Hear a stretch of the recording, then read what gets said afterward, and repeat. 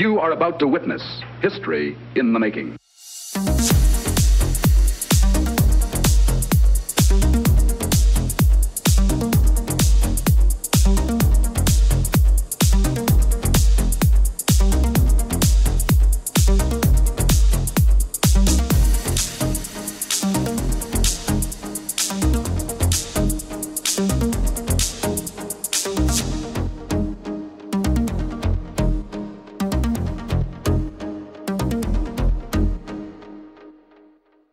Hiya guys, time for the Pop Culture Gamers podcast. Sorry, I'm in a grumpy mood and I try not to feel like it. Hayden, how you doing? I'm doing fine and I'm not in a grumpy mood at all. The only reason I'm in a grumpy mood is because I'm on call, and when you're on call I can't settle down.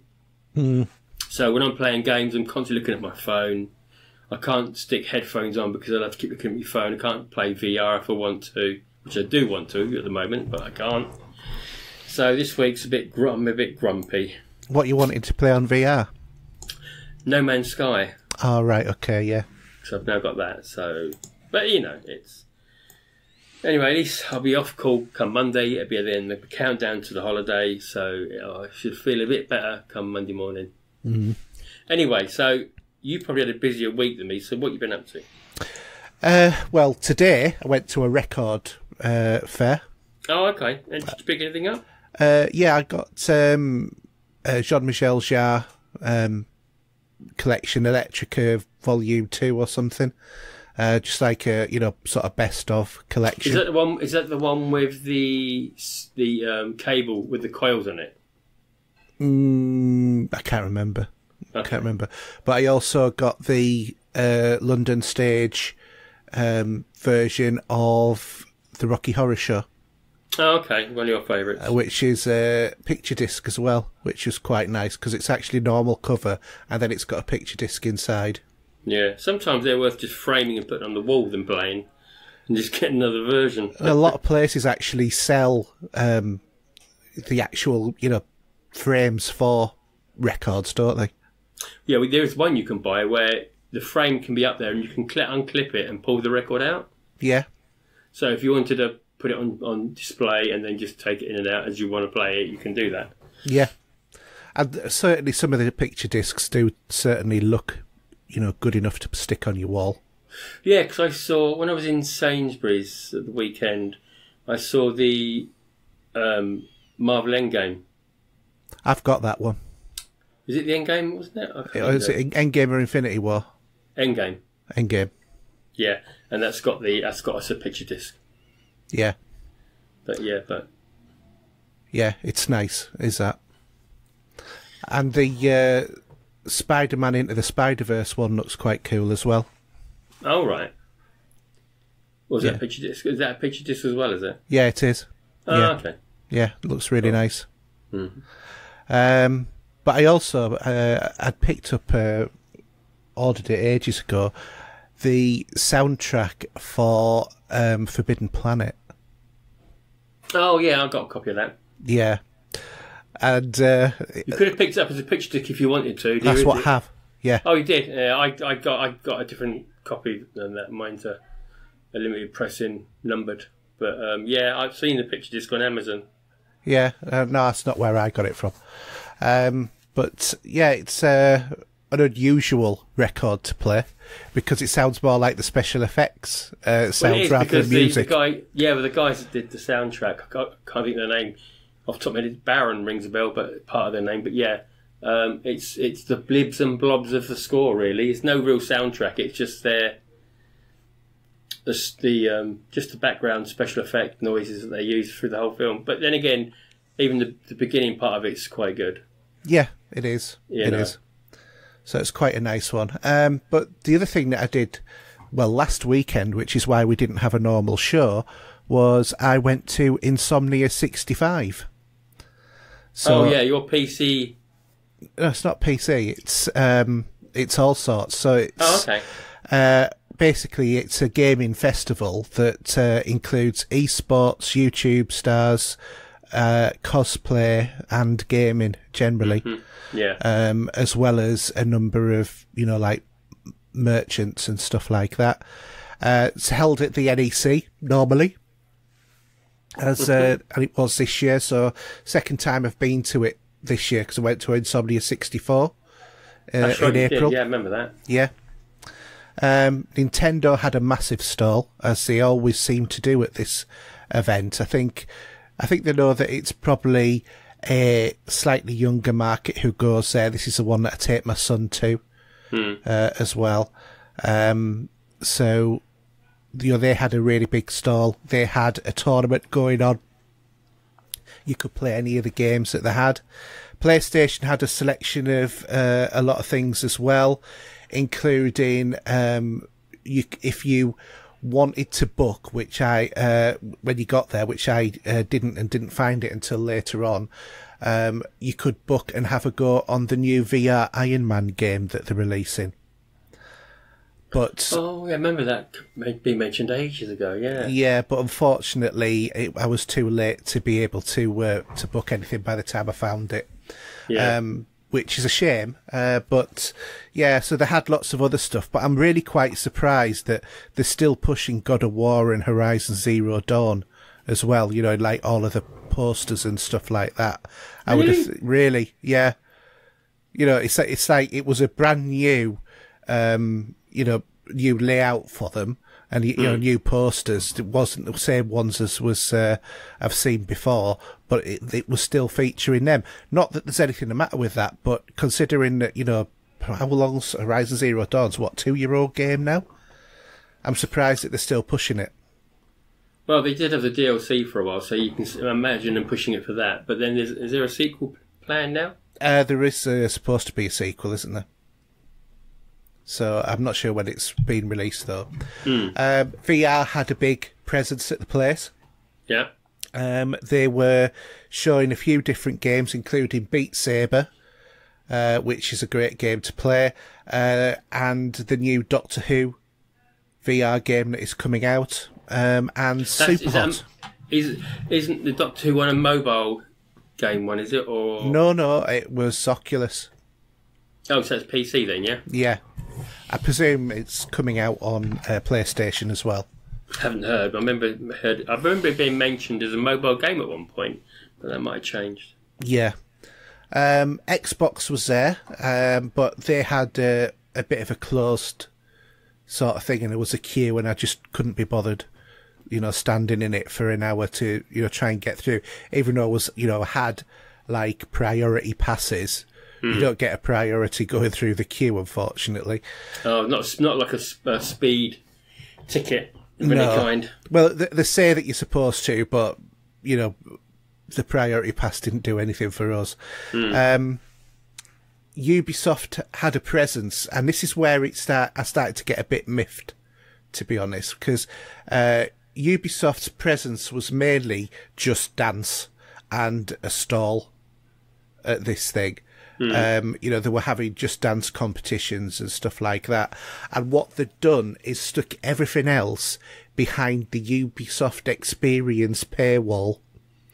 So you had to pay extra to go into this Ubisoft area where they had evidently quite a large selection of stuff. And the guy who voiced Alexius on Assassin's Creed Odyssey was there as well. Evidently dressed up as well, which would have been quite a sight, I suppose. But what I felt was that it made it feel like there was cut content from Insomnia because it was behind this paywall. That's a bit naughty, though, isn't it? I think. Yeah, and I really wasn't very happy about that. But I wasn't going to pay an extra, whatever it was, £10 or something just to get in to see Ubisoft. Well, especially when really there's no big games, there's not a lot. For no, that price, it's rehashing what's already done. I mean, there. Breakpoint is the big one, isn't it? Really? Yeah. That is coming. But I felt a bit disappointed there because it really did make it feel like it was cut out of the Insomnia rather than being something extra too. And I think as well, I don't know whether or not it's just because it was summer, but it just didn't feel as big as the last one. No. And the stalls, the market stalls and the vendors were limited or missing sort of like key sort of people. That there's, for example, there's an artist who goes to all of these sort of things, and he wasn't there. And it's a shame because I like his pieces of work and I wanted to get something else that he'd done, because I got a great picture of the Lando Falcon escaping, fighting against a Star Destroyer, and I wanted to get something else in that series of ones that he'd done, and he always turns up to these, but he wasn't there. Oh, okay. PC hardware was very much more hidden as well, like hidden away at the far end and only a couple of small stalls, when the last time they had, quite big stalls there with a lot of stuff. Mm-hmm. I did manage to pick up a HyperX Alloy Elite RGB keyboard, though, which is quite nice. Was that similar to the one you got last year? Because you had another one last year that didn't work very well. I had the Corsair one. Right. Which made my PC crash because the iCUE software had a known compatibility error with 2 processors, both of which were i7s, and I had one of them. And it's something that Corsair have known about all along and have never done anything about. So that means that I now, because they all use this same software, avoid Corsair like the plague for anything that uses iCUE, because I just I don't want the system to crash. And it is literally, it's like the computer just forgets that it's on and it just switches itself off. I think didn't we have a point at one point where we were doing a podcast and your PC kept shutting down, but at that point you hadn't had a clue what was going on, did you? No, and I tracked it down in the end to it being the Corsair iCUE software, and as soon as I took that off, that was it. So I then replaced that with a Logitech gaming keyboard, which I've now upgraded to the HyperX one. Mm-hmm. And it's great because it has customizable screen layouts. Keyboard lighting as well. So for Destiny, it'll only light up all of the keys that are relevant for Destiny, and then it'll light them up in different colours so that you can differentiate which is move, which is primary weapon, which is secondary weapon, or whatever. I must say, it's pretty good to light them up so all the other keys, that they're sort of dead. Yeah, so if there's a key that you're not, you're thinking, what's that one for? I don't know what it's for, you can actually try it. But yeah, you just tell it to load that profile as it's going into the game, and then it loads it up for you, and away you go. Yeah, that's a good idea. Yeah, it is. And obviously, each key, you can customise the lighting on each key as well, which is really nice. At this event, there was cosplay as well. Yes, that's normally a bit of fun, isn't it? Yeah, it is a bit of fun, and I'll say first off, the cosplay stuff, the costumes that people make and that, and the dedication is absolutely amazing. But I have to admit, when I watched this particular one, I had to say it's one of the strangest sort of experiences I've ever had. It's like I said, don't get me wrong, the people who do it, they're amazing what they can do. But they had a competition of, best cosplay. Yeah. Anyway, this guy who played Ryu from Street Fighter 1, and he looked not only in costume the part, but he also had the physique, and he could do all of the moves as well. Mm-hmm. So he embodied the the character, whereas this other guy who came on and he had an amazing costume dressed as Alexius from Assassin's Creed, but he looked ridiculous because he was like stick thin. If you farted, you'd break him in half. And his costume hung off him. He had no muscle or anything, and one thing that was this was like a real sort of weird moment. There was this person who came on because he wasn't the worst. The worst one was this person came on in a Hulk costume, but it was clearly one, you know, you buy it complete and then you blow it up, sort of thing. And it's all like really cheap nylon or whatever. And they came on, and it's just sort of like that's not even making an effort. I could have put on my Captain Kirk top and just walked on stage and made more effort than they did. Do you know what I mean? Yeah. It was this. It's like when you look at the difference. I mean, the Hulk, he looked more like a green Teletubby rather than the Hulk. Looked nothing like the Hulk at all. But you know, seriously, not being nasty about cosplay, because, you know, it is something that I do think people do a fantastic job with. Another funny moment was there was this guy, he came on really moody, dressed in as a Darth Maul costume, and he had his hood on, and he had a bit of difficulty getting his hood off because he tried to do that, you know, bit from the Phantom Menace sort of thing, and he caught his spiky, you know, cap thing. And then it came dislodged on his head. He obviously hadn't secured it enough. And, you know, he looked more like he had a little Jewish cap on rather than he looked like, you know, it looked like a Jewish Darth Maul. Best way I can describe it. Well, I'm not going to repeat that. No disrespect to any Jews. No, I'm not. I mean, in terms of like the little, you know, prayer cap. Right. Okay. You know, the yarmulke, whatever it's called. It looked like he had one of those on rather than it being a Darth Maul thing. I'm not being anti-Semitic about it. You know, nothing like that. But it just looked, it reminded me more of that because it had come completely loose, which is a shame for him. And then when he started messing about with his lightsaber broke. I think he was having a bit of a disastrous cosplay. But, you know, there was, I think that the winning one overall, though, was this woman who came on and she was dressed as, a god from, you know, one of the Disney movies. Or, you know, Hela or what, I think it was Hela. And she looked absolutely amazing. I mean, really, really amazing costume.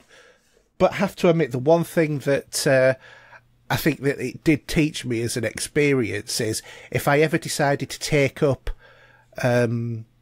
cosplay, you know, seriously, if you're going to stand on stage, at least know the character that you're standing up on stage for. Because some people would just, you know, made a costume and just stood there, sort of thing, and didn't get into character, and it just kind of, it just felt a bit wrong. Well, I've seen some wicked cosplay over the years. Yeah. And they are incredible what they put together, especially some of the bigger characters that they, you know, even some of the, like the Destiny, you know, they've literally made these costumes from nothing. Well, I mean, you know, I've been to a few where there was a guy who was dressed as Iron Man, and he actually, you know, he acted the part. There was a guy there who was dressed as Thor, and to be honest, I didn't think he resembled Thor in any way, shape or form. It was, I don't know, I think sometimes cosplay really works. When it works well, but if it doesn't work, it looks a bit odd, sort of thing. Yeah, and also it looks a bit tacky then, doesn't it? It's no disrespect to anybody, but it's sort of... Yeah. Yeah, exactly. But the two winners were both the ones who are, the two main winners, your first and second place for overall best. They were absolutely fantastic and really, really got into the characters, both of which were, you know, quite well known ones. I can't remember what the second one was. I think it was one of a character from Dota or something. Yeah. But yeah, absolutely. You know, they really embodied that character when they came on stage and they did the bit. And there was this great little kid who came on as a character from something, I can't remember what it was now. And, you know, they did well as well. I think that's the main thing for cosplay, isn't it? It's not only the costume, you have to have the presence of the character that you're playing as well. But overall, it was, like I said, a bit strange experience in terms of it as a cosplay for once. But it was enjoyable, definitely enjoyable. And that was it. So overall, I would say, I wonder if it's because of the time of year that Insomnia was. Yeah. That it's just, I don't know, quieter naturally because there's not a lot on. Maybe a lot of the merchants and whatever were on holiday, but I just felt like they'd spread it out over the same area. There was a lot more space, but a lot less stuff. Yeah.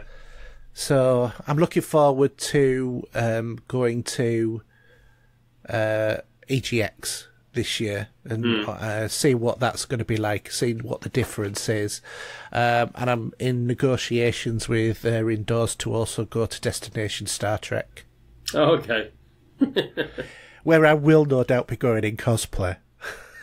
You going to take her with you? Is she going to go with you? No, she won't go with me. Oh, no, she wouldn't go with me at all. She'd have no interest at all. Yeah. I'd like to go, but I've got too much on this year. We're going to New York and that, aren't you? That's going to bleed me dry, shall we say, to a certain degree. But anyhow, so anything else? No, that's about it. Okay. I haven't really got a lot to talk about, to be honest. As I say, I've been on call this week and haven't done a great deal. I have picked up some deals with some movies, but I'll talk about that later. Mm-hmm. Picked up some original pressings of 70s vinyl. For me soundtracks, there's a few. I wasn't intending to buy, but I come across a couple that I thought, oh yes, I'm after that. So I picked up Jaws 2, which has never actually been repressed. So that's pretty much an early copy. The same with Death Wish 2 by Jimmy Page.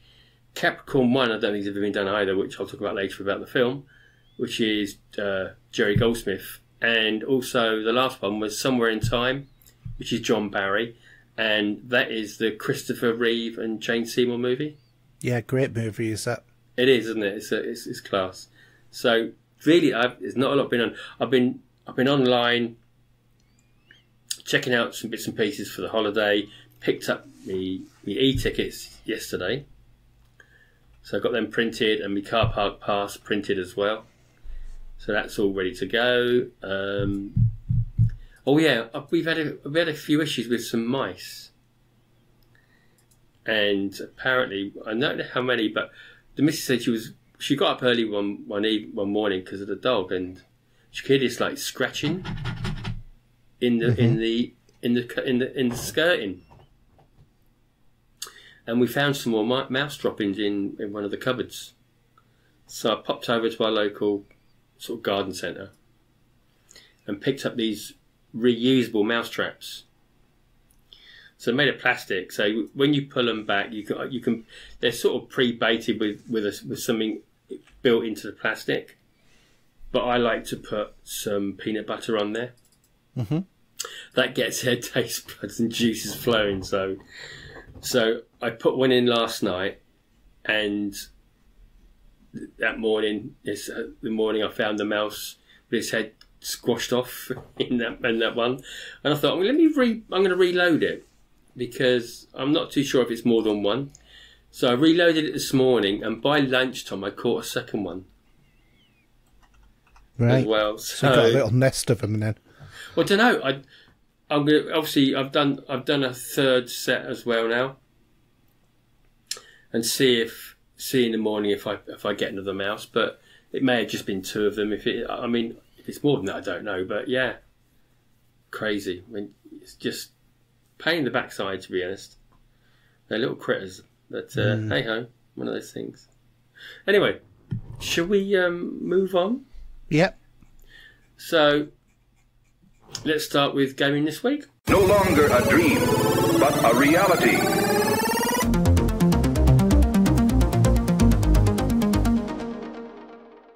Okay, we haven't got any news this week because I think it's still a little bit quiet. I did want to talk about the Destiny seasons passes, though. Because I think that this is interesting news for anybody who's looking at picking up the new Destiny expansion. Yeah. But effectively speaking, Destiny is, unless you buy the year pass or deluxe edition, whatever it's called. Yeah, this sort of deluxe edition. Yeah. Is going down the Fortnite route of buying season passes for each season, isn't it? Well, yeah, because if you don't fancy that season, or you do because your friends you can pick it up for what? Well, £10. They say $10, $10, but it may well be a little bit cheap. It might be $7.99, $8.99 for it. Maybe, I don't know. But it's more of a, because obviously also remembering that anyone that hasn't played Destiny, the first year of Destiny 2 will become free to play. Yes. So they will be able to jump on that. And if they do like what they're playing and want to get into it a bit more deeper, they can dip in and out with the seasons to whatever floats their boat, really. Which is, I think, a good idea at the end of the day. You're not tied into the whole thing. But also you'll be able to go to, for example, you'll be able to still go to the moon when Shadowkeep comes open, and you'll be able to have a bit of a wander. But you obviously won't be able to do much of it because you won't have the content. Yeah. But you still be able to run around there and probably do a few bits and pieces. And the same with Forsaken as well. And so... But yeah, I think it's a great idea. I mean, the idea of getting it free to play as well, I think it just opens it up a bit more. And now they're doing what they want to do because they're not tied down to any other developer. So yeah, October the 1st can't come quick enough. I think it worries me when they start following the route of things like Fortnite, because there's a lot of people I've been seeing online saying that Fortnite's dying now. Yeah, but come on, the content that Destiny are bringing out with the new expansion is this is going to be another, like, do you remember the Taken King expansion? How good that was? Yeah. But this is on the same par as that with what they're dealing with. So don't think this is going to change it. It's just they're just making it more accessible for people. Because there's some people I don't want to buy all that. I just want to do this. So there are people that moan about it, and for one way, and they're going to get the option of buy what they want to buy or buy the whole lot. But my understanding is as well that there's going to be 100 levels for you to rise up. No, it's the cap is 750 at the moment. That's going to go to 960 for that. No, I'm not on about your light level. No, but the other level, it depends on the ornaments you've got and stuff like that, and you'd be able to go up to probably about 1,000. But it depends how you play the game to do that. Right, because maybe the article I was reading had got it wrong then, because they were saying there was going to be about 100 levels for you to go up in each season, and at the end of each level you got rewards if you bought the season pass. Well, the season pass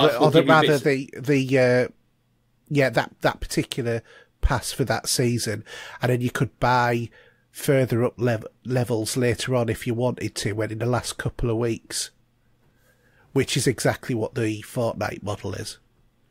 Well, the only thing that Destiny have done is they've got those orbs which catch you up with everyone else, which I've been using on my character. It did mention about those as well. I'll have to dig out the article and let you see it. Yeah, just have a double check. I'm well aware of the idea of using the ornaments and the levelling up system for that, and depends how much you play the game. There'd be a big cap for that. But again, that's up to you. It depends how you want to play the game. But it's not going to... Then that's only in that season, and you can do it with the next ornament on the next season after that, I think, from what I've read. But it's not going to hamper any play of anyone, depending on who you are. Yeah. You know, the main thing is you're going to go from 750 to 960 on that, which is pretty good. And that will take a while. It will. And obviously the end game after the story. There's going to be some other content. I mean, there is if you check out on Bungie.net, they've got the director's cut where they chat about how it's all going to come together.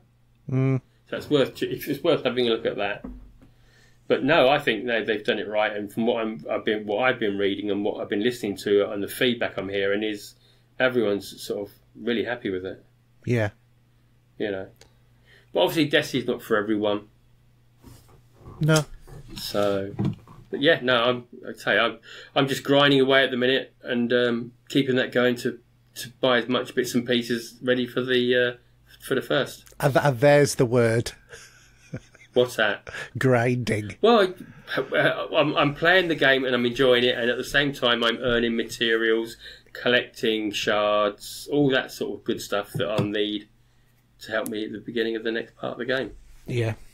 You know. So, yeah.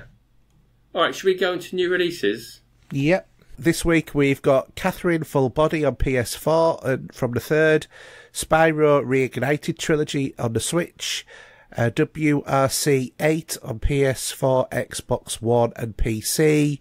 That's on the 5th as well.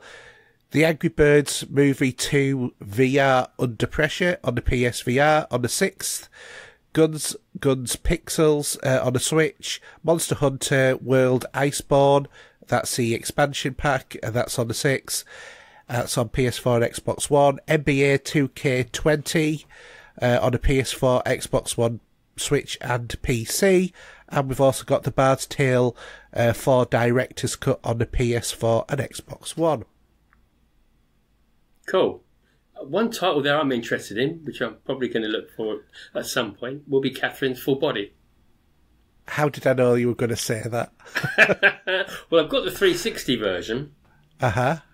And I have been playing that, and I'm not sure if this is going to make it a bit easier for you, because it's not an easy game. No. And those nightmares with the pillows. I was just about to say that. Yeah, I have to admit it's not my kind of game. No, I didn't think it would be. No. But yeah, no, it's. I am interested in it, but we'll wait till later on to see how that pans out. Fair enough. Okay, so we'll go to subscriptions then. So, Games for Gold was released this week, and sorry about Yoda in the background. So, from the 1st to the 30th, we've got Hitman: The Complete First Season, which is really good. Yeah, and then we have from the 16th of September to the 15th of October, we've got We Were Here, which I haven't got a clue what that one is. No, it's already got a value of $4.99, so it's not going to be a massive hit, is it? No, not at all. This one I do know about, Earth Defense Force 2025. That's from the 1st September to the 15th. And then, as the second half of the year, the month, not year, 16th to the 30th, we've got Tekken Tag Tournament 2. Mm. So what we've got on PlayStation? PlayStation Plus, we've got for September Batman Arkham Knight and Darksiders 3. I think, have I already got Darksiders 3 on the Xbox? I'm not too sure. Batman Arkham Knight, I've got them all.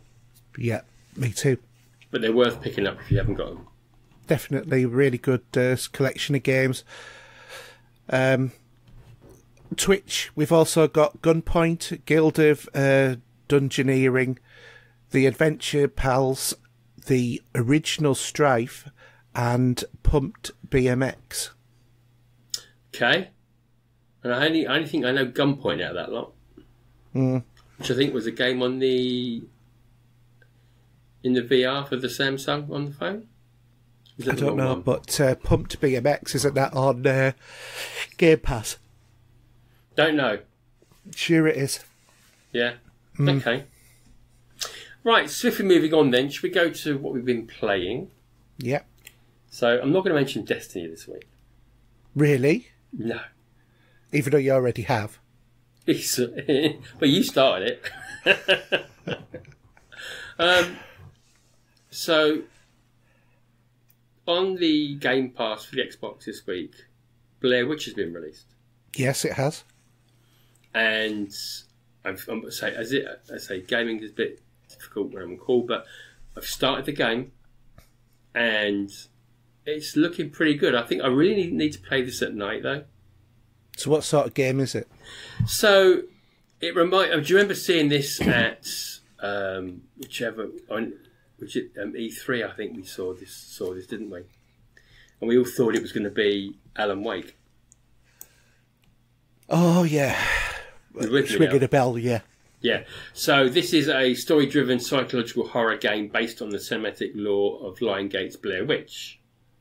And this was, as it says, it was unveiled at E3 2019. Yeah. And basically, the start of the game, without saying too much, because I don't want to really spoil it for anyone, but there's a boy that's gone missing in the woods there. So if you remember, so we got back in 1996, a young boy disappears in the Black Hill Forest near Bucksville, Maryland. Mm-hmm. And a former police officer with his troubled past joins in the search with his dog to go and find the boy. And that's as much as I'm going to say. Now, I've got to a point where I know how to use... It's funny because the dog sit scenario, we've had in Fable for years, haven't we? Yeah. So you're going to get the same sort of mechanics for that, for example. Okay. You know, with the fetch, go and seek out, pet your dog and stuff like that. It's all very, very similar. Mm-hmm. But it's had this eerie atmosphere in the forest because you basically park up at the starting point where everyone else is out looking for the kid with the police and that. You pick up a radio and you've got your mobile phone and that is it. And you're out there. There's no actual map with this.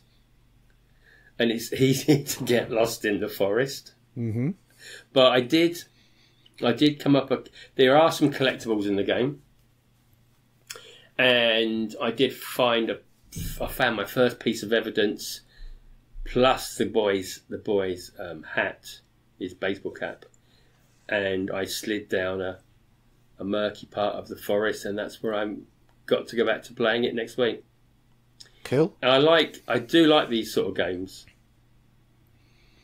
The story idea for this is sort of right up my street with the horror genre and that. First person or third, did you say? You don't see the body. No. Oh, you don't see the person you're playing? No, you don't. All you got is first person. Yeah, so you've got your hands and whatever you're carrying. Cool. Yeah, it's interesting. I must admit, I heard some reaction online about a few little bugs for the game. But from the small piece I've played, I've had no issues with it, and it looks really good. Wow. I don't know if it's going to be up your street or not, what do you think, or not? I'll download it and play it. Mm. It's free, might as well. Exactly, you know. I know a bit about the Blair Witch story in the background, but yeah, I think what I've seen of the screenshots and the footage of it, it's very similar to that. Mm. You know, at the moment it's sort of daytime in the forest, but God knows what happens when it gets to night. Right. It will be a bit spooky, I should imagine. But yeah, no, I'm really thoroughly enjoying that. I have to admit, I never actually saw the Blair Witch Project. Not because I didn't want to. I actually bought it on DVD. But they had it was like quite a see-through Blu-ray. Oh, sorry, not Blu-ray, okay. DVD. And my player wouldn't a see-through Blu-ray, can you explain take that? It back. Oh, okay. Well, if you held it up, you know how if you hold up a such a long time ago DVD normally, you can't really see through it. Well, I could see my hand if I waved my hand behind, the other side of the disc if there was light behind it. Mm. So I think they hadn't done a thick enough coating of the metal that they put inside the disc or whatever, and my player just would not pick up the disc, wouldn't even recognise it. And I had 2 or 3 different versions of the disc, none of which would play on my player, but yet every other movie played perfectly on my Panasonic Blu-ray, DVD at the time. Yeah. If you were to buy this game, it's about £30 for the standard edition. Yeah. And another £5 on top of that to include the soundtrack and some artwork. Yeah. So it's not a cheap game. Well, it's an average game price anyway. I would have thought that was quite a cheap one nowadays, because when you look, a lot of the retail games now, they're 45, 50 quid. Well, yeah, especially when I was looking at Control. Yeah. And that's a bit pricey, even just as digital. It is. But you can tell me all about that later. I can. Also, what I picked up was the BioShock collection for the PlayStation.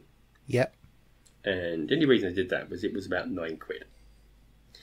And you know my affection, my affection and affiliation with this game is huge. And I started the first one today, and it looks well on the PlayStation 4. I've got to give it that. Yeah. Yeah, it really looks good. And I've just got into Rapture and that, and I do love that game. It still looks good now, and it still holds up, to be honest, for me. Well, if you remember when it first came out, I did a side-by-side comparison of the original to the remaster. I'd put that on my YouTube channel because they've had added some extra graphical extra graphical things to some of the scenes and redone some of the scenes, which becomes quite apparent when you run the original next to the new. Yeah, yeah. But if you were just playing it, you wouldn't probably notice it. But then again, to be honest, when I was started the game and I went through the part where you go through, there's like one of the glass tubes that goes between two areas. That breaks up, and the plane drops in there and breaks up. Yeah. And as you go through that, and you go through the plane out the other side to the next sort of entrance you're going to go into, you turn around and look at the water spraying out of the door that's broken. It looks brilliant. It really does. Yeah. So it's a good collection. Oh, it is, and it's a tenner at the moment on PS4. What I did like about this was I had the trilogy on the PC, the original trilogy, and you got the free upgrade to the remaster. Yes, on the PC. Isn't it just BioShock 2 that was remastered? 1 and 2. Was it 1 and 2? Okay. Yeah, they didn't do anything with Infinite because didn't need to, did they? Didn't really? Need to. No. No. It was still modern enough, and it was being kept up to date, so there was no need for them to do anything to that.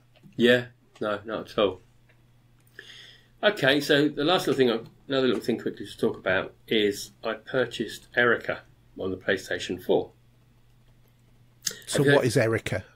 So Erica is an FMV game where you use an app on your phone, which will decide the outcome as how the story progresses. Right, so I've forgotten what the name of the... So it's called... I can't remember there's a title for all of these, isn't there? Yeah. And I did have it written down, but it's not there for some reason. Never mind. But yeah, it's... I'll tell you in a second if I can see it. It doesn't say it there. But yeah, so this is a third-person adventure 3D. But basically, you're watching a movie basically, where this girl, is it like Late Shift and The Bunker? Yeah, same sort of idea. Yeah. Yeah. And I like it. I just do like these. These are just something you can chill out and watch, and just use your phone to swipe and make a decision off the cuff. I like these. It's an interactive thriller this time. With a young girl, you see at the start of the game there, you see her talking to her dad about his wife, obviously her mum, and it then progresses to now where she's much older. Yeah, and I won't say any other than that, but yeah, it's just great. I mean, the last one I played was a cop one. Did you ever play that? It was. Oh, I can't remember what it's called now. But yeah, there was one. Again, you've got different scenarios that are going to play this game out. Is it the shape-shifting detective? Is that what you're thinking? No, I do remember one of the characters, though. You know Laura Lance in Arrow? Yeah. She's in it. Right. And this was another one. Yeah, just... great fun. I mean, even the rest of the family can sit and watch you play it because they're just watching the telly, aren't they? Yeah, they are. And the app's obviously free to download. if you haven't got that, if you haven't got your phone handy, you can always use the controller. Yeah. Some good reports coming back for reviews on it. Mm-hmm. So yeah, it was I think $8.99.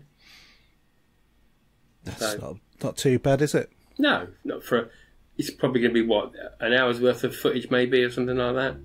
Yeah. And I still go back to the other one on the Xbox, which you were talking about as well. Late Shift. Yeah. Well, there's 8 endings on that. That's right. I think I've got about 4, maybe 5, maybe on that. I think I've done 7 of them. Oh, you have you? Okay. Yeah, I've got 1 left to do, which is it takes a story in a completely different direction, evidently. I mean, absolutely completely different. I wonder how that plays out then. And War Games, that's another sort of one as well. That's on the PlayStation, on the Xbox. Yeah, I think it might be on PlayStation as well, actually. But that's that sort of game. There's a few of them. Yeah, no, there is. Just thinking about it, I'm just going to boot the app up and see if it tells what it was. Because there's a certain name for all these games, isn't there? And I don't think it's going to tell me. It's like sort of not play anywhere sort of thing, but was it? But he says it in the menu. But yeah, but anyway, it's a great game, well worth checking out. Yeah. If you got a spare tenner and you want to do one of these, if you like these sort of story-based games, I just love them. Yeah, because there was the Planet of the Apes one as well, wasn't there? But that was more. It wasn't FMV as much, or was it FM? It was pre-rendered, wasn't it? Yeah. Rather than like normal video. Yes, it was. Yeah, that's right. Yeah. Yeah, no. Looking at the reviews, see the images you see. I think these might be pre-rendered. I'm not too sure. Right. But they look really good. Mm-hmm. If you went on your PC and checked the images out, yeah, you'll see what I mean. And but it looks good. I just like things like that. It just really floats my boat. But yeah. Yeah, we want to check out The Bunker and the Shape-Shifting Detective, if you like that FMV sort of game. It's called Playlink. That's it, yeah. So I just brought up an image of it there. Playlink for the PS4. Yeah. But this was originally announced back in 2017. This game. Well, it takes a while to develop games, doesn't it? Yeah. So, yeah, thoroughly enjoying that. Obviously, Blair Witch, I've got 2 nice good story-based games that I can enjoy. So, Anyway, what you been playing? A couple of new games, actually. First one is Control.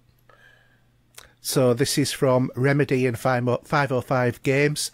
It's a third-person action-adventure game and revolves around you at the Federal Bureau of Control, or FBC, which is a secure government agency tasked with studying paranormal or phenomena which violates the laws of normal reality.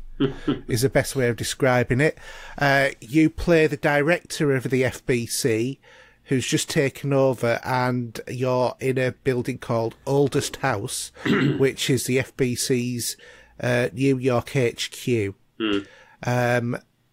This game is built with Remedy's own Northlight engine, which was first used in Quantum Break, and it has that kind of feel to it. That worries me. A lot of the game. I wouldn't worry.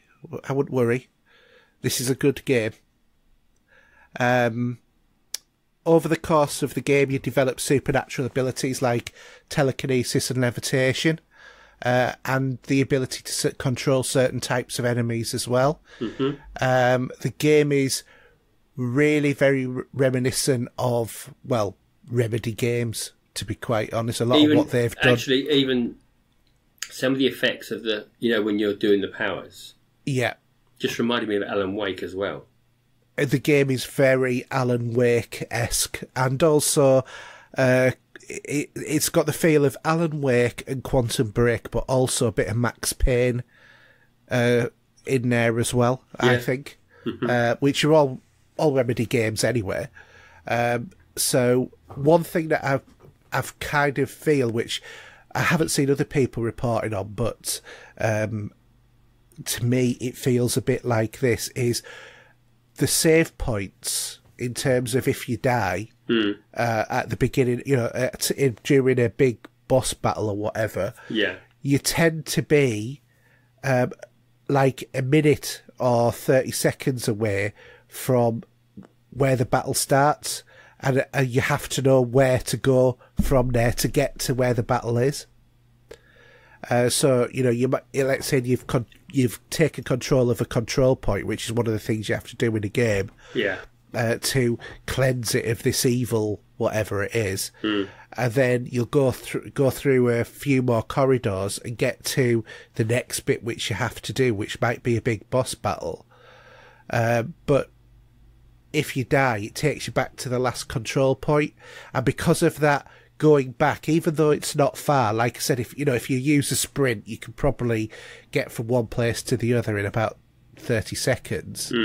But because of that and the fact that enemies will start to spawn sometimes there until you've cleared all of those enemies again, it does tend to make it feel reminiscent of Dark Souls. I'm not saying Dark Souls-esque, but reminiscent of that sort of like repeated sort of element of it.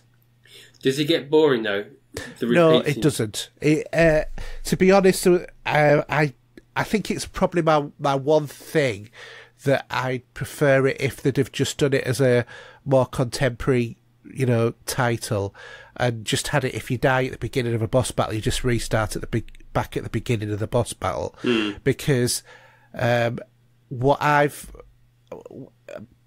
just kind of feel it just breaks up that progression a little bit, having to go back and then redo a little bit before you get there. Which is the only negative point that I've got in terms of only really big negative point. The other sort of thing I would say is this game relies a lot, I don't think it's so much intentional, but as a cover-based sort of shooter, because once you get multiple enemies coming at you and, firing weapons and whatever at you, or throwing, through telekinesis stuff at you, you have to be behind stuff to, protect yourself, because you don't have, like, a dodge sort of facility, or at least not one that I've found. Right. So, as a result of that, standing behind stuff is, sort of like makes it not like Gears of War, because the mechanic doesn't work in the same way, but it's literally just, like making sure that you're covered so you can't be hit. And that I think they could have done that maybe a little bit better. But overall, I think it's actually a very, very good game. I would probably give it about, if I was to give it out of 10, about 8.5 out of 10.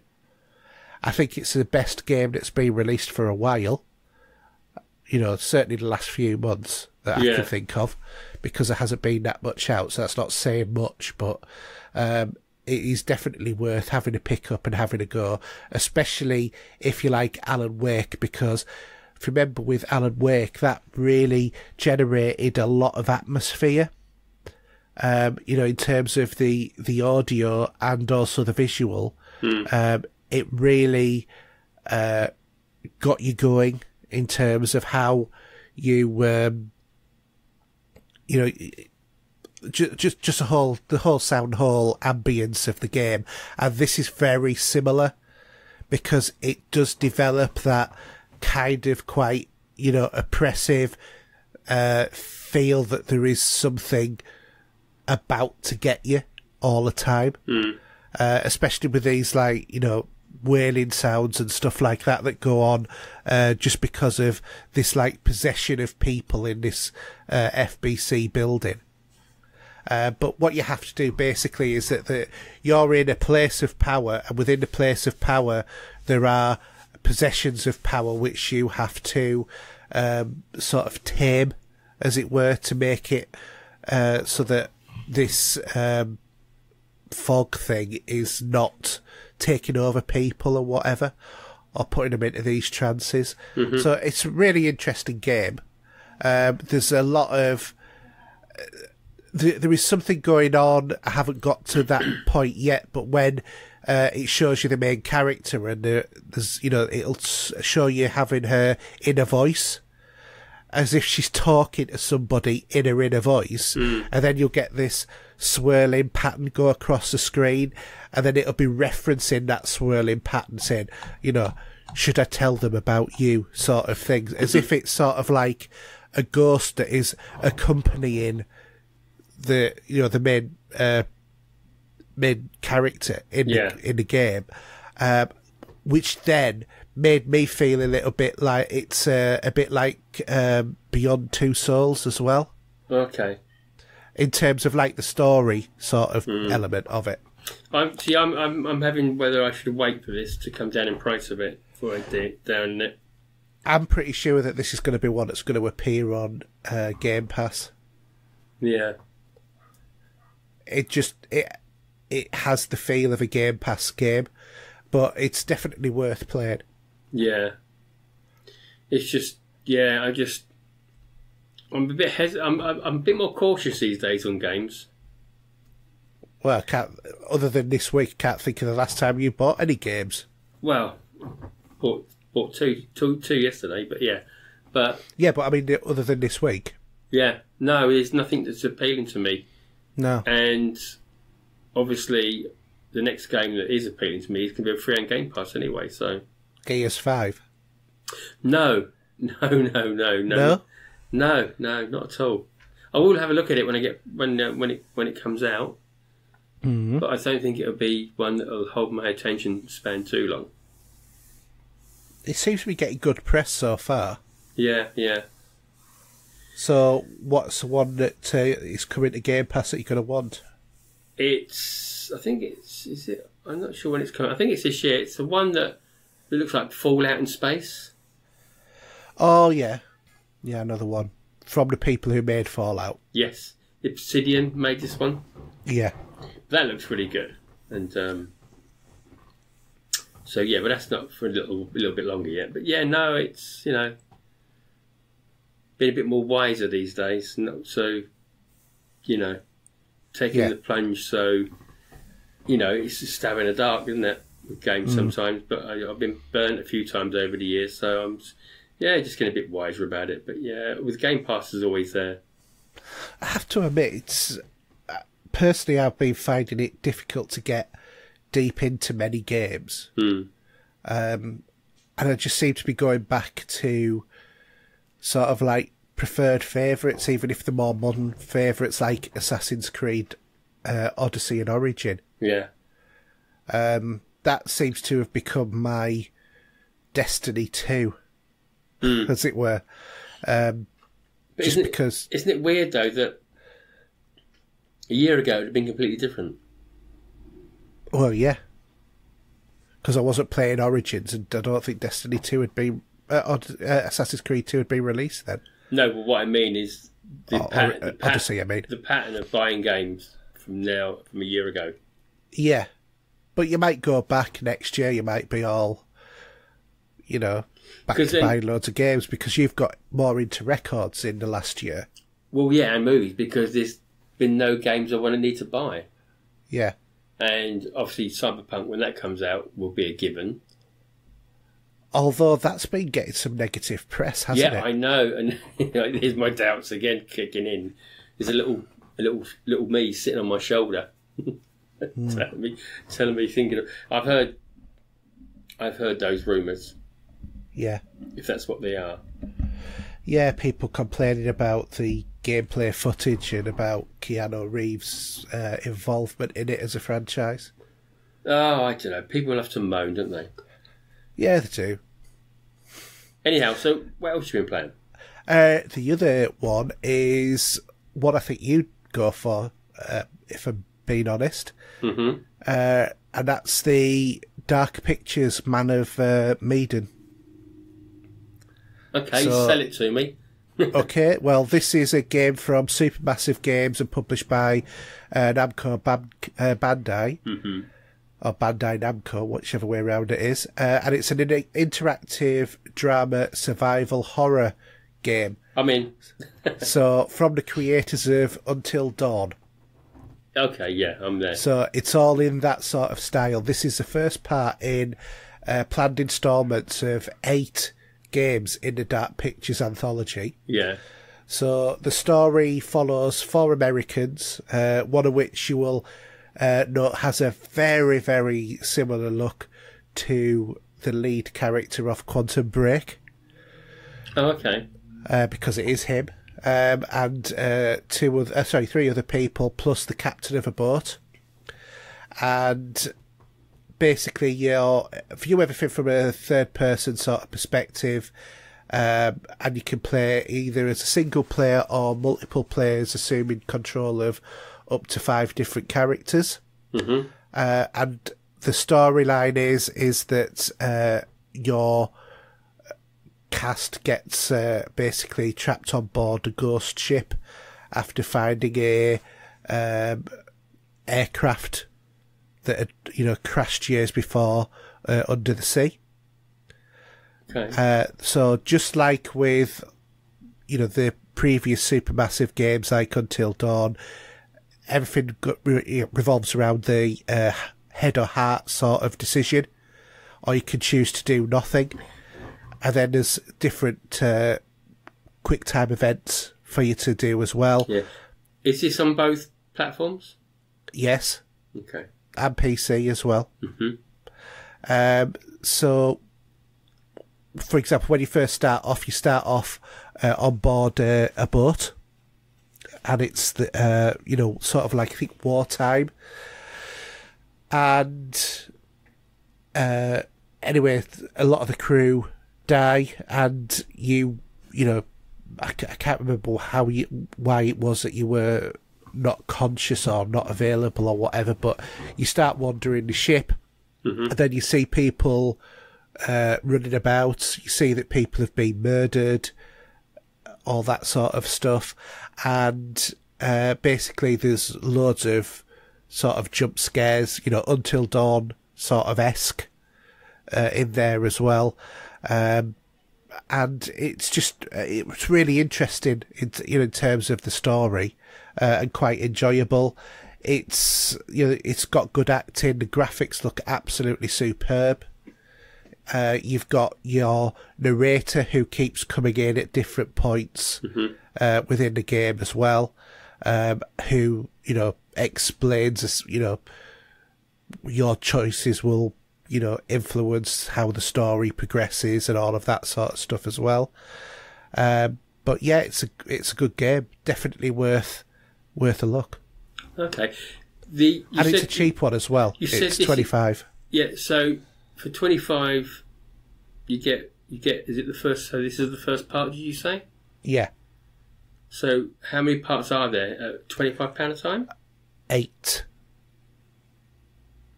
That's a lot of money, isn't it, in total? It is, but these are probably going to be released over, a few years. But this is how a Telltale game should have been made. It's that sort of game. But obviously the Until Dawn finesse. Yeah, yeah. Because it's the same producers who did Until Dawn. Yeah. So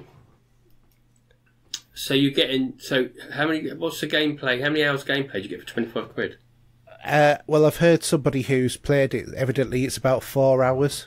Right. But I'm sure because of the nature of it, you could play it again and get different outcomes.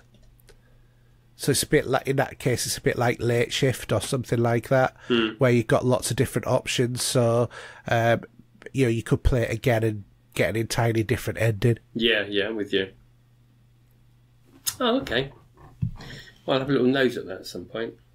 Yeah, it's worth a look. If anybody wants to have a look at it, then just go over to my Twitch channel, HRJ UK, and you'll be able to see the stream that I did of that for an hour of the game.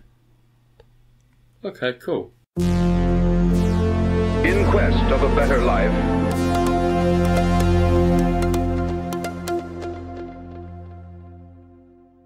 Okay, so we'll start with movies, TV and streaming. So, any news for us, Hayden? A little bit of news. Evidently, The Boys Season 2, it's been reported that we are going to be getting a Season 2 for The Boys, which will take place exactly 1 full year later and will launch with all episodes exactly the same way as it did the last time. Yeah. There is going to be some character changes in terms of The Boys as well.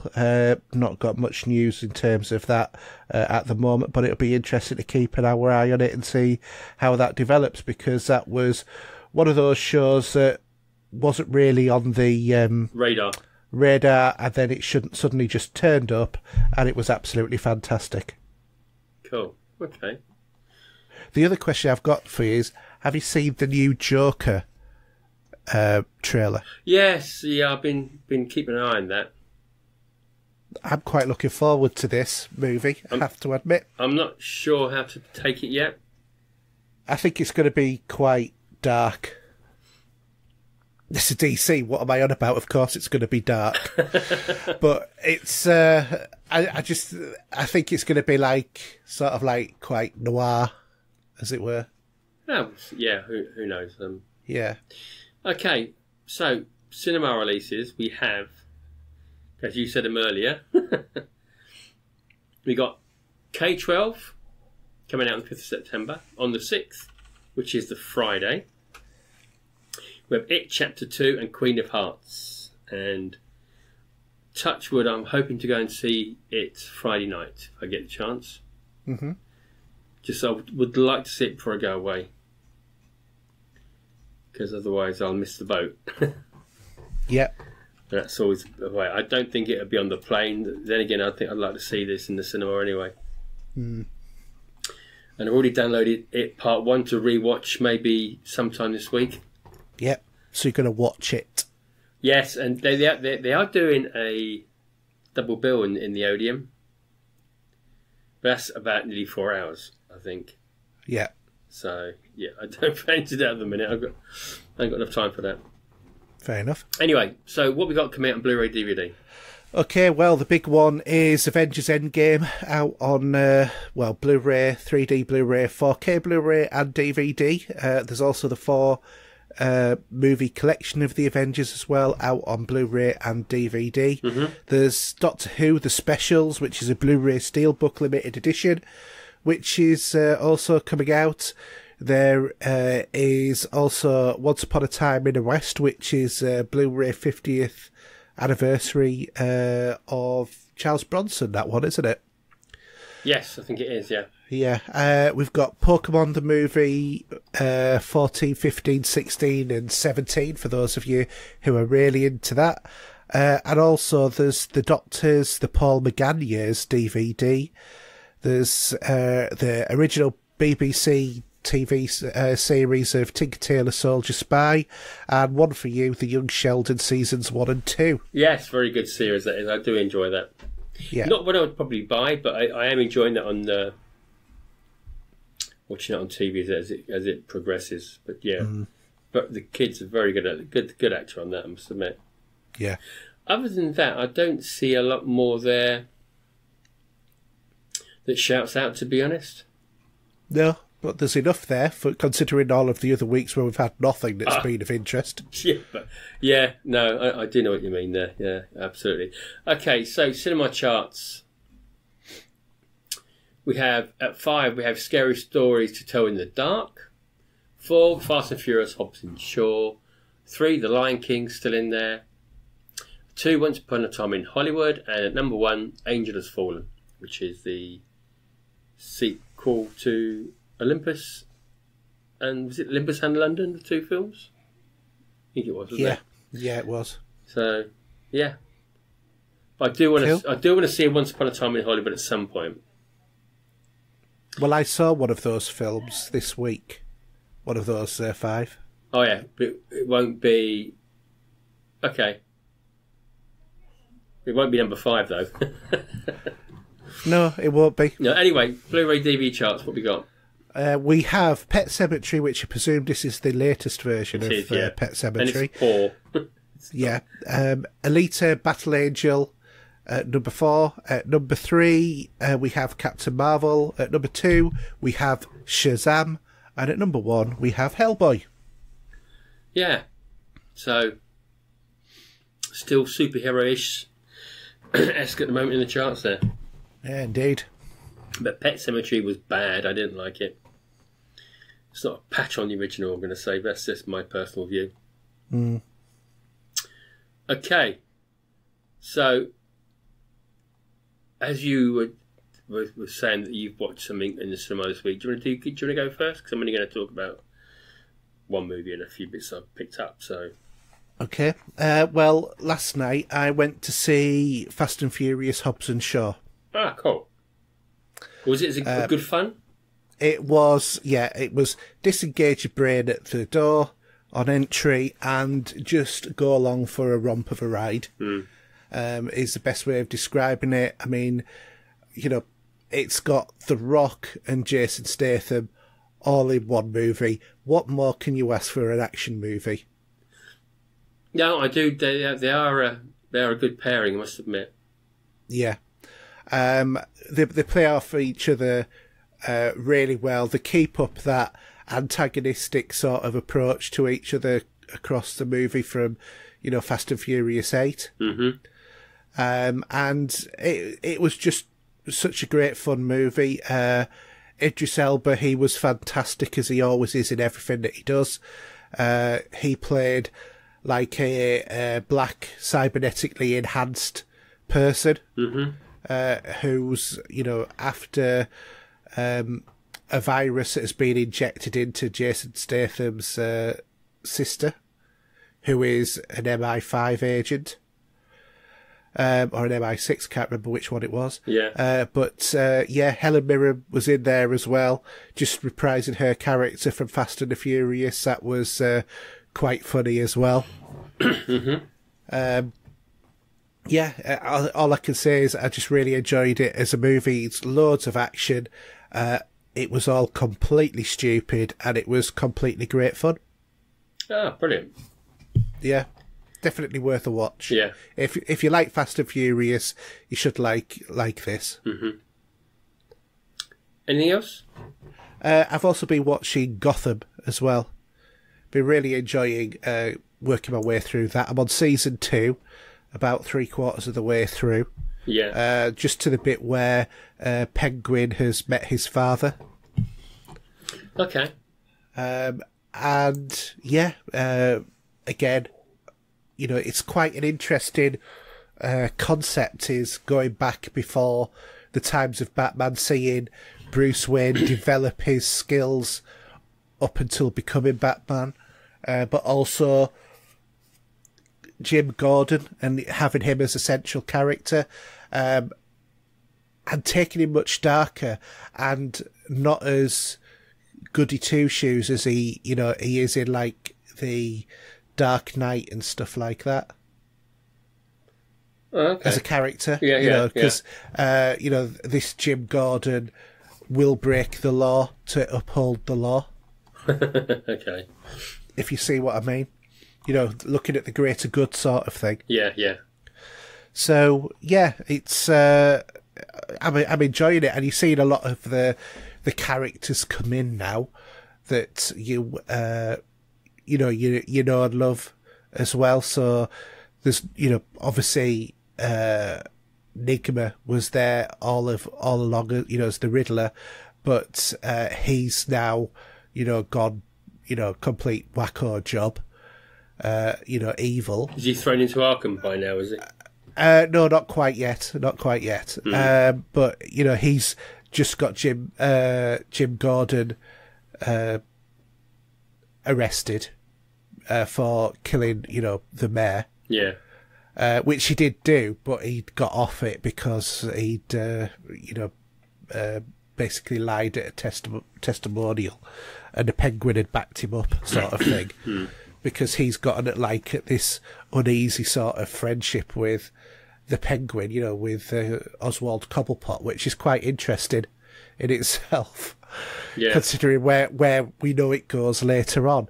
So it'll be interesting to see over the course of all of the seasons how they tie it up to being the Gotham and the Jim Gordon and that we know and love from, the later stuff. Mm. Yeah, interesting. I mean, it's done very well. It is. And, again, it's quite a bit of... I don't know how many seasons they're up to now. 3 or 4, is it? 5. Oh, really? That many? Yeah. So, yeah, a lot of people do like it. I've seen a few episodes at the beginning. But I don't know. It's... maybe I just don't take onto it for some reason. But, yeah. Well, I never did at first either. It's taken me 5 years to get into it. Mm. But I think, I just went through that sort of initial shock barrier of this isn't Batman as we know it because it's not Batman. And I think once you get through that and you actually just start enjoying it as a story, it's actually really good. Yeah. Well, it must have done because, a lot of shows get cancelled within, a year these days, don't they? And this has lasted 5, so can't be too bad.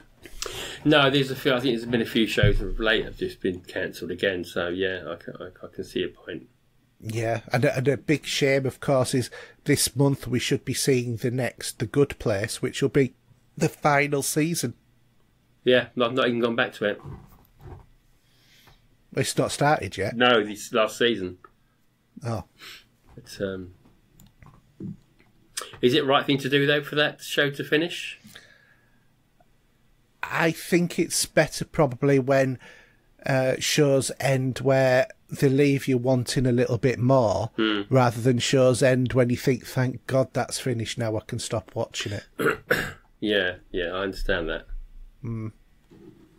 Cool. I think it's quite a fine line, is that? Yeah. Yeah. Okay.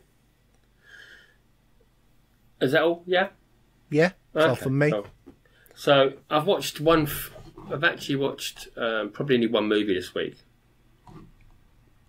which I actually picked up yesterday. Okay. And it's funny because as I say, I picked up the score on Saturday. And I thought I must find this out on Blu-ray. And I went to Sainsbury's to get some shopping, and they were doing 3 Blu-rays for 20 quid. Or £7 each. Mm-hmm. And I saw Capricorn 1, and they had some Arrow titles there. So I did pick up 3. I'll talk about the Arrow titles there. Anyway, so if you don't know much more about Capricorn 1, this originally came out in 1977, but it didn't come out until 79 in the UK for some reason. Haven't a clue why. But so what happens is we got a funding for a Mars mission that's not going too well with the government. So they decide to fake the mission. The funding is going a bit pear-shaped. They pulled astronauts out at the last minute and decide to let the rocket take its course for the rest of the mission, while they've got the astronauts back at a certain spot in the middle of nowhere where they're going to ask them to fake the mission itself. Yeah. They do decide to go ahead with it for whatever reason. But none to any fault of anyone else's. The rocket on its way back, and the last part of the mission, the module bursts into flames and disintegrates because of the heat shield. Mm-hmm. So when that happens, what do you do to the astronauts? You decide to want to kill them. So basically, the story is we're there on the run from the government. At the same time, you have members of the team that were doing the mission are thinking, this doesn't sound right. And a guy gets involved there from the reporter side of things. Thoroughly, I mean, I'm sure you've seen this film, haven't you? Oh, I've seen it several times, but it must be about 10 or 15 years since I've seen it last. So some of the stars that we've got: Elliot Gould, we've got James Brolin, O.J. Simpson, and Telly Savalas is in this as well. Who loves you, baby? Exactly. I just love watching this movie again. For me, again, it's been a long time. I won't spoil the ending, but if you want to pick it up in Sainsbury's, it's there for £7. Or $6.99 in Amazon. Oh, is it really? So there you go. But the reason what I did was I had a bit of a what's the word? I've been getting some good deals on Arrow Blu-rays. So obviously, when I picked up Capricorn 1, I picked up a couple there. Also, Zavvi were doing a good deal with buy one get one free. So I picked up. So I've got a few films to watch later on anyway, at least at some point. So I picked up Heathers, The Long Good Friday, Lady Snowblood 1 and 2, which I'll come back to in a minute, Dress to Kill, The Candyman, The Mutilator, The Burning, and Raising Cain. Any of those come to mind with you? Well, The Long Good Friday with Bob Hoskins. Mm-hmm. The Candyman. I remember in sort of. Yeah. And A Night of the Living Dead, obviously. Which isn't an Arrow title. I picked it up at CX. Yeah. I was in there and I picked it up for £4. Yeah. So I picked that one up as well. But yeah, Raising Cain is another good one actually with who's terrible, especially when I've got the Blu-rays in front of me. That's pretty good. What's interesting about this Lady Snowblood 1 and 2, they're Japanese samurai blood splatter films, and ironically, it's those two movies that gave Quentin Tarantino his idea for Kill Bill. All right, okay. So this was his calling as such. So I've had a quick look at them. They look absolutely wicked. They are, I think, if I remember rightly, they're going to be subtitled, but that's fine with me. I can do that. Some people can't. But yeah, so I've got a nice lot of the collection to watch in the next few weeks that we can talk about. Mm-hmm. Longer Friday, of course. I look forward to chatting about that one at some point. That's brilliant. But yeah, all good. So, actually, I can't even think about how many years it is since I've seen The Long Good Friday. Well, it came out in 1979, 1980. And if you look at the cast now and where they've gone on to do, some of the members of the cast there. Yeah, some of them are 6 feet under now. Yeah, obviously, but you've got people that have been in Indiana Jones, Raiders of the Lost Ark. Yeah. Casualty, the TV show. We have there was a comedy sitcom about a painter in these late 70s, early 80s. Mm-hmm. Brushstrokes. Yes, I remember Brushstrokes. So he's in that as well. That was, yeah, they had, I forgot what the name of the group was, who used to do that theme tune. Yeah. And obviously Helen Mirren's in it as well. Yes, she is. She's looking dandy as well. Give her that. But she's getting on. She's getting a bit now, bless her. Yeah. Anyway, we're moving on. So, last but not least, we've got listeners' questions. Yep. John, what's happening to us?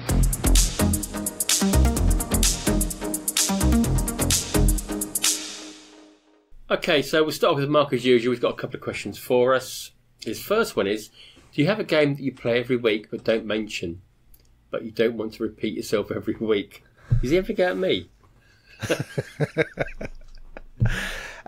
I do play Destiny most weeks and I don't talk about it because I think that everybody gets enough with Steve's views on Destiny. Yeah, but you never join the rest of us, though, do you? That's that you keep yourself to yourself. Well, I'm on PC. But we've got cross-play now, haven't we? No, we've got cross-save. We've not got cross-play. That's different. Yeah, but you can still bring your character onto the Xbox, though. Or the PlayStation. Or the PlayStation, yeah. Yeah, indeed I can. But I like playing on the PC where I've got keyboard and mouse. Whatever. Anyway, Do you do question 2? Well, I haven't finished yet. I also play Assassin's Creed most weeks as well. Yeah. But yeah. Okay, so do you have any other than Destiny, Steve? Of course not. No. Didn't think you did.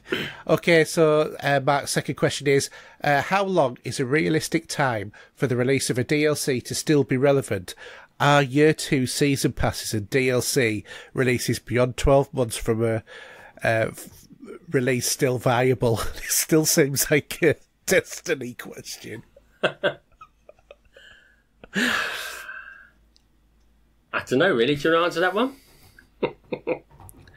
I think it depends greatly on the game, and what the organisation, what the company does to keep that game alive, and the type of content and that sort of stuff. So, looking at I don't know, like Rainbow Six Siege, for example, that is a perfect example of a game that has gone on for a few years. There's a couple of years worth of season passes with it, and yeah, I think that they are relevant for that sort of game, because that's the type of beers and gaming sort of night that you would organise with your mates, or games like Destiny, where they just need a refresh of content in there. But also, if you look at games like Assassin's Creed Odyssey, where they haven't gone down the line yet anyway of a Year 2 Season Pass, but that Season Pass for the DLC content was stretched out over the year. And I think that works for that game, because the content is so huge in that, to be playing it as a single player. Oh, yeah. And then other games such as... what about Assassin's Creed, for example? What do you think of that? Because obviously... That's what I was saying. Oh, sorry. I had Destiny in my head for a minute, so I do apologise. Yeah, no, that's what I was saying, is that I think that's a perfect example where it is such a large game for you to be able to play, so much to do anywhere, that it just gives you a new sort of storyline to go down later in the year, or towards the end of the year. Yeah.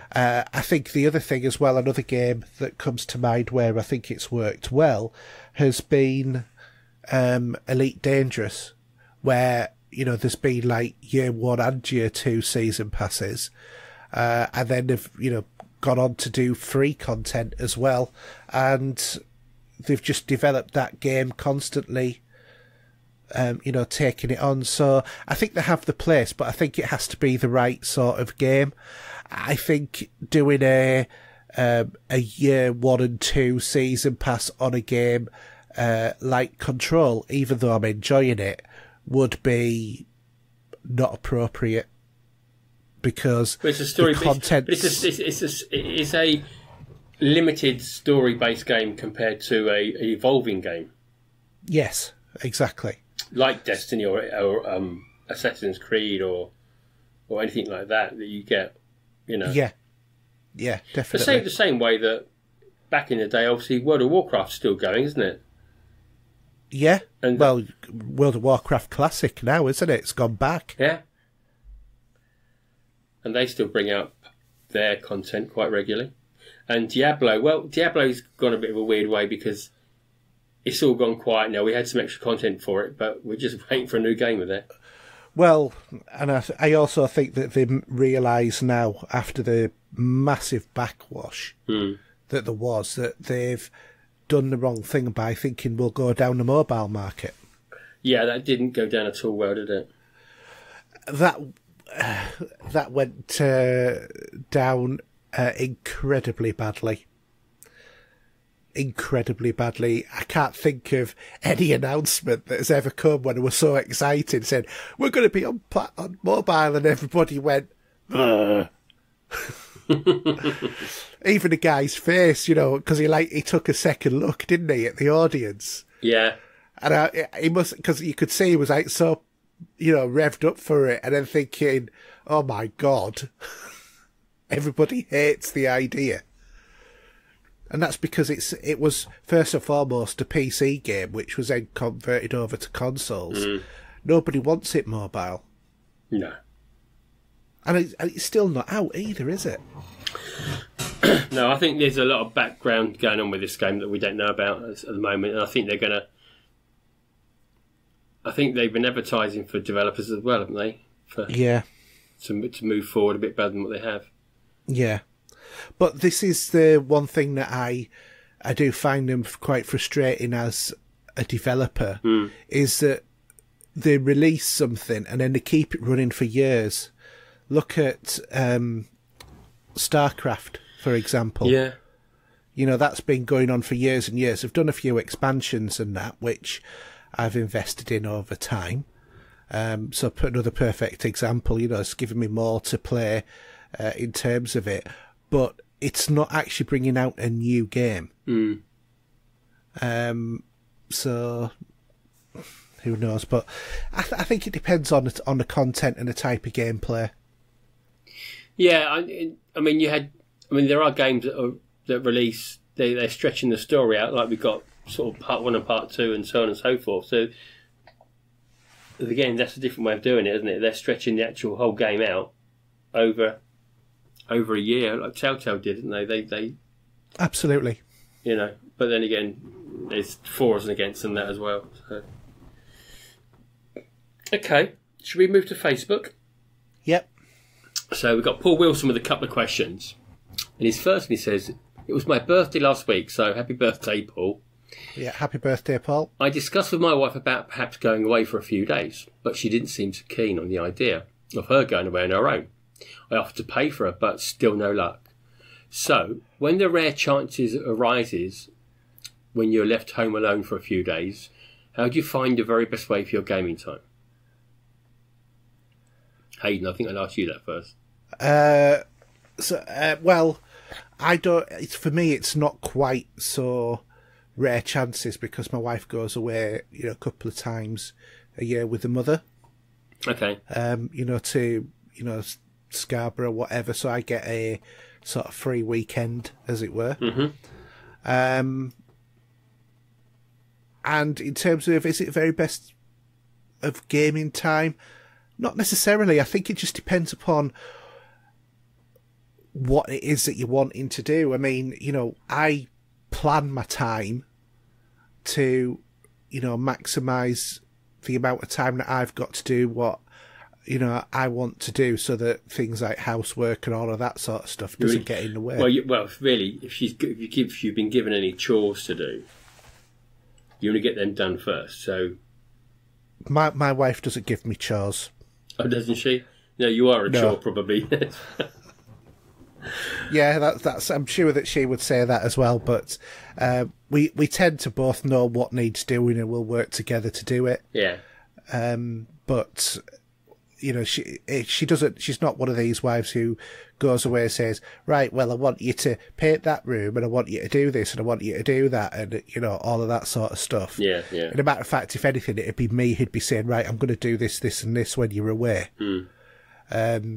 It's just not how my marriage works. Some people's marriages do work like that, but I tend to sort of like plan my time and maximise what time I've got for, you know, whatever. I think one of the things that probably my wife finds more difficult is the fact that I think that our marriage has moved to the point of where, you know, you're not having that pretense of liking the programmes that they like. And you say, right, well, if you're going to watch this, I'm going into the other room and I'm going to do something else, sort of thing. And that's kind of what we do now. Right. And if I'm watching something on TV that she doesn't like, she'll either moan a bucket full until I turn it over or go and do something else. I mean, I'm pretty easy, though, to be honest with me. Yeah, sometimes, you know, I'll sit and watch that, you know, stuff that she watches. Like, but then again, could be on your phone or a tablet in the same room, couldn't you? You know, you're not nearly maybe concentrating on what she's watching. Well, this is where one of the anomalies comes with my wife, as in that she'll be, you know, she'll say, "Oh, let's sit together," and watch a TV program, and then she'll come in, we'll be sat together, and then she'll get her phone out and start fiddling with it. And she'll fiddle with it for 20 minutes, and then I'll get my phone out, I'll switch it on, and then she'll moan at me saying, well, we never spend any time together. Yeah. I know that pain. I do know that pain. Yeah. And, I do just point out, we've just been on 20 minutes. Well, I was only doing so-and-so. So, well, I was just going to check my work email. It was like, no. It's sort of like, oh, for God's sake. Yeah, no. It's ribbing for you, though, isn't it? Oh, it is. I mean, I do get some time to myself at night, and sometimes at the weekends I'll get a bit of time to myself as well. But I don't always... I don't plan anything. If I'm in the mood for something, I'll do it. Yeah. If I want to just sit down and chill out with a cup of tea and listen to some music, or I put a film on, or if I'm in the mood for it, I'll do it. I don't think I'm going to do this, and this. I haven't got that sort of, well, it's not really like an OCD attitude as such. But there are times I must admit that I don't know what I wanted to do. And by the time you've decided to do something and you've looked at something, the time's nearly gone up. Someone else walks back through the door. Yeah, I think this is one of the things of having a large movie collection, for example. Mm. So I've got over 1,000 films. Yeah. And if I don't know what I want to watch, it will take me ages, because it'll be like, I fancy something that's comedy, but I don't want romantic comedy. Okay. So, but I don't want sci-fi comedy, but I might fancy this sort of, and it'll be trying to hone in on what sort of comedy that you want to watch. And then by the time that I've done all of that, an hour and a half has gone, and I'm still not watched a film, and now I don't have the time to watch it. Whereas when I had 20 films on, it'd be like, I'll just get that one and put it on. And then sometimes, I think, well, I'm going to just watch that again because I can't really choose. Yeah. So you might have a favourite that you might just, I'll just put this on, what have you. I know I'll enjoy it. Yeah, and that's the thing, isn't it? Where the more films that you have, the harder it is to decide what you want to watch. Yeah. Definitely. But I got my key moments for when to watch certain movies. Yeah. So if I was going to watch a horror film, depending on whether the missus, if she hasn't seen it, I will then give her a chance. We'll watch it anyway. If not, I could watch it on my own in the evening. But if I'm doing a daytime movie, it's going to be something that's not relevant. Would be more relevant to sit and watch in an afternoon. Mm. The same way that I caned out all those airport movies. I just happened to put them on and went through them. And that was ideal for a daytime thing. Yeah. Just to do those four. Where at night, no, sometimes I'd rather watch something that's more prevalent to watch at night. That like I've got a few to watch now, but at the moment, until I come off call, I won't be doing it. But yeah. Anyway, do you want to answer Paul's second question? Okay, so have either of you yet had the pleasure to see the new Tarantino movie, Once Upon a Time in Hollywood? It has some middle-of-the-road reviews, but I loved every minute of the film. I found the film to have the ultimate Hollywood ending. And I can be very quick on this and say no, and I have no desire to watch it because Tarantino's not my favourite director. So over to Steve, who likes Tarantino. I do like Tarantino. There's some movies I'm not too keen on, but there's some I just adore. Yeah. I do want to see this movie at some point. Whether or not I get to see it sooner rather than later is not the right time at the moment. But again, he has a certain style. Maybe you will get to see a Tarantino movie. Yeah, called Star Trek. Yeah. Don't get me wrong, I've seen, I think, all of his movies, and I do actually quite like Kill Bill 1 and 2, but they're the only ones of his that are Inglourious as well. Inglourious B? Yeah. Yeah, okay. I don't mind those ones. Pulp Fiction, I thought was just... That's superb, that is. That's my favourite. Nah. No, I feel it was more hype than anything else. Why? Because I didn't enjoy the movie as much. everybody was raving about it. I just personally, it didn't do it for me. No. Well, we're all individual at the end of the day. Not to say that there wasn't some classic moments, particularly anything to do with Samuel L. Jackson. Oh, the whole film's superb. It's amazing. It really is just one of my favourites. And Kill Bill 1 and 2 are great as well. Yeah. Kill Bill 1 and 2 I do like, and one of the reasons why I like that is because of his choice in music. And I think that the choice in music that he had there, because it was quite, even though, it had a lot of contemporary sort of stuff in, it was much more sort of in your face sort of music, wasn't it? Which I think is probably had an influence on James Gunn with the Guardians of the Galaxy in terms of maybe making his choices. I don't know about that. I mean, because I think the type of music that Tarantino uses is really, I can't explain it, but it's just one of a kind, really. On where a director will say, we're going to have like 6 or 7 pieces of music in it. And you can see from Guardians of the Galaxy where that one played out, where the Tarantino music that's being used is not as, well, I say not as well known, but it's just a different style. I'm not talking about the style. I'm talking about the sort of like just the using anything that's different to what what a lot of movies do. And I think that sort of paved the way for movies like Guardians of the Galaxy. I'm not saying it, it's like a completely, I'm not saying it's the same style of music or anything. Yeah. But I'm saying that when Tarantino did that in Kill Bill, I think that opened up the doorways to a lot of other directors thinking, let's be a little bit more open about the music. Well, yeah, sometimes they just have music inspired, don't they? Yeah, soundtrack. Well, not really soundtrack, but they'll have a collection of artists for the part of the score or a score of some kind, and they'll have a selection of all sorts. But then again, Pulp Fiction's a great album for that sort of collection. Mm. But if you're not into that sort of music, then it's not going to float your boat, is it? No, But you understand what I mean, though. I'm not saying it's not the same. That Guardians of the Galaxy is like, I'm saying it's just the fact that he was bold with the music, and I think that the Guardians of the Galaxy had quite a refreshing soundtrack in the same sort of way. Well, you see, I mean, there's that sort of idea though has been going for years. I mean, you look at the Lost Boys soundtrack, for example, or even the Top Gun soundtrack again.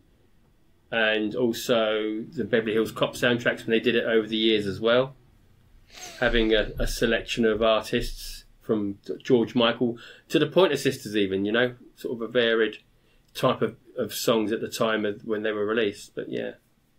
I don't know, it just felt like there was something a lot more fresher about Guardians of the Galaxy in the same way as there was with Kill Bill in terms of the choice of music. Maybe because it was a science fiction movie and you don't normally get that in a science fiction film like that sort of thing. Maybe so. Maybe that's why it felt more refreshing. Yeah.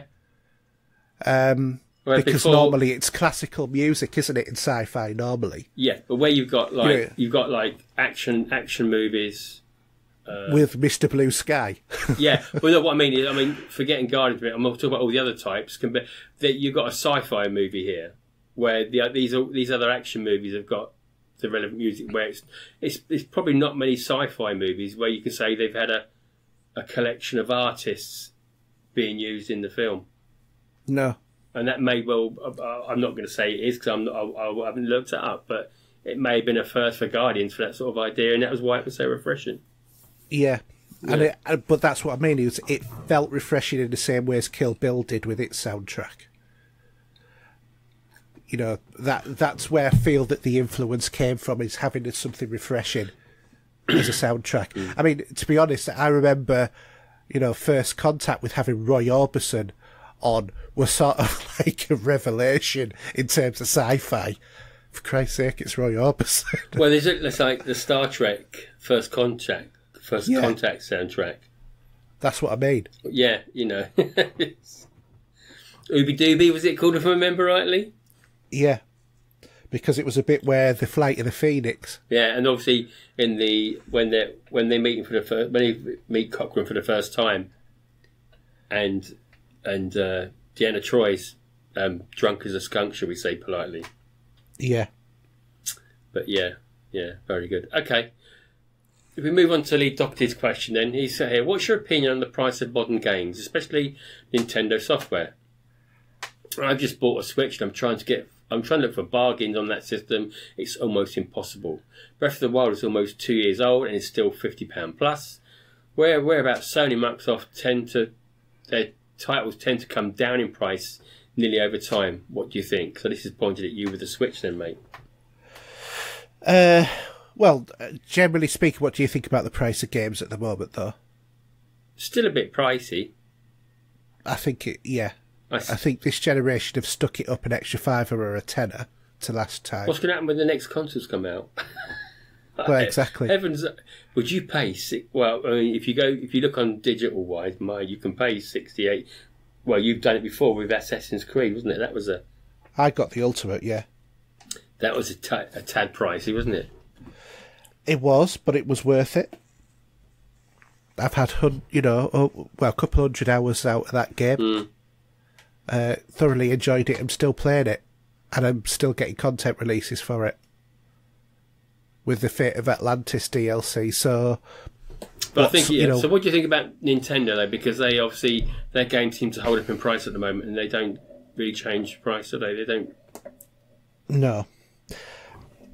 I think generally speaking, I think the games are expensive, but a lot of games now have high budgets, which explains, why they're expensive. In terms of a lot of newer games now, you're getting slightly shorter experiences, not, like 10 or 16 hour campaigns, but 4 or 8 hour campaigns that are coming in at like £25. So one of the first ones of these was Hellblade, Senua's Sacrifice. Yeah. And that was a hell of a good game.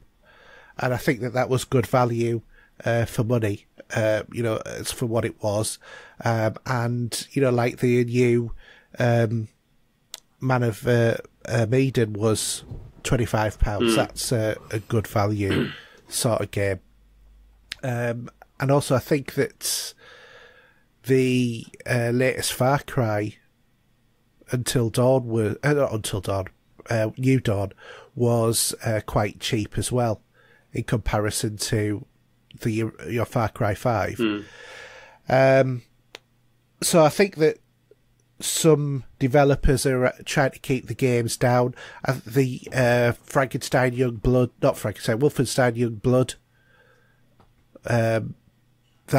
that one was £25 as well, wasn't it? Or £29, something like that. Yeah. So there's a lot of sort of AAA titles that are coming in at a cheaper price, but when it comes down to Nintendo, I think where you're paying for Nintendo in terms of if you're buying the a brand new cartridge, is you're paying for the technology of the cartridge.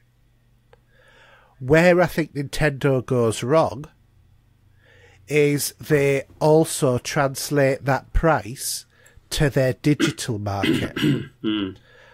Now, for me, I don't mind paying a higher price for a cartridge, which will improve load times, mean I don't have to have it saved on my system, blah, blah, blah. But if I buy the digital copy of that game, I expect that game to be significantly lower, and it's not. No. It's like it was actually cheaper for me to buy the cartridge version of Diablo 3 than actually buy it on the digital store. Right. What is that about? And that is every week. That's not just that's just any time. It's actually cheaper to do it that way.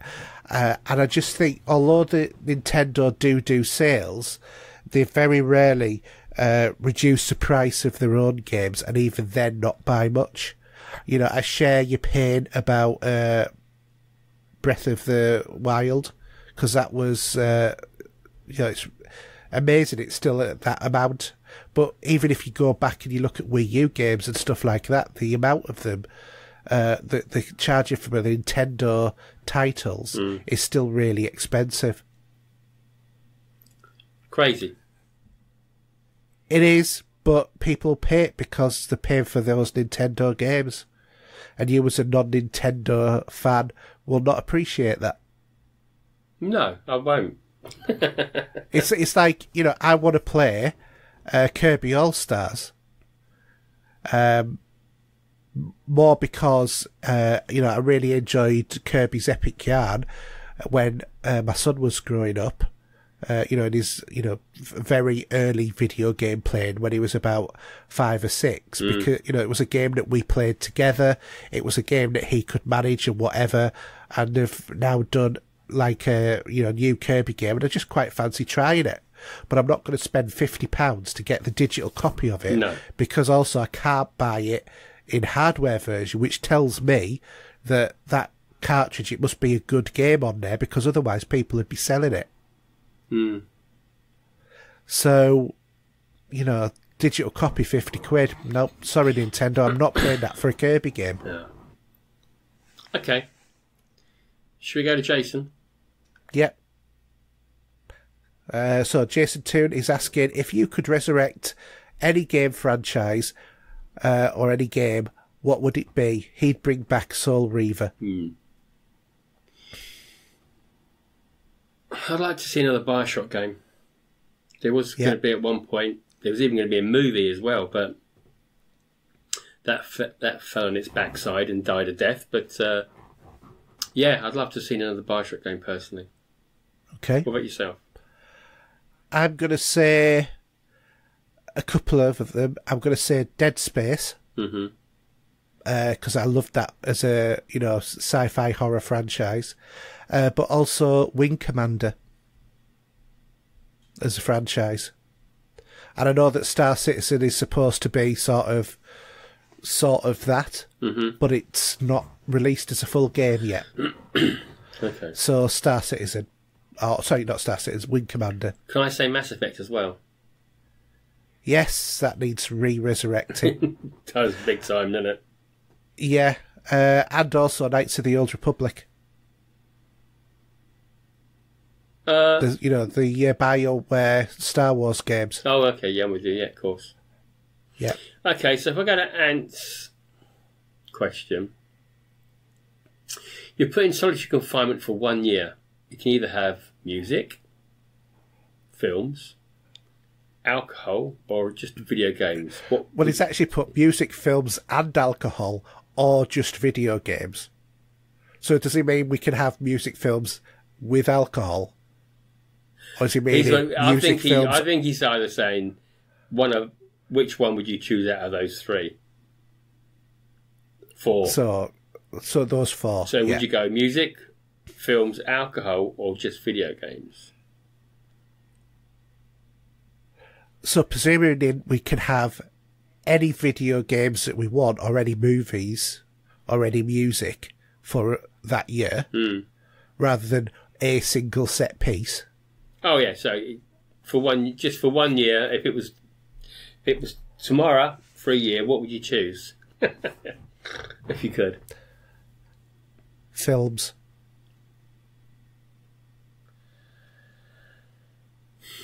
I think I'd like to agree with you on that, because there's so many movies you could watch in short spaces of time and get more than trying to. You could get bored with a video game, if it's the right word to use.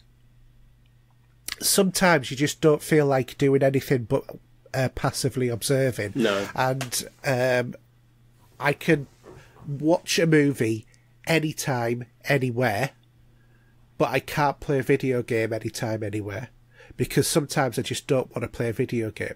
No. Sometimes you're just too tired. Yeah.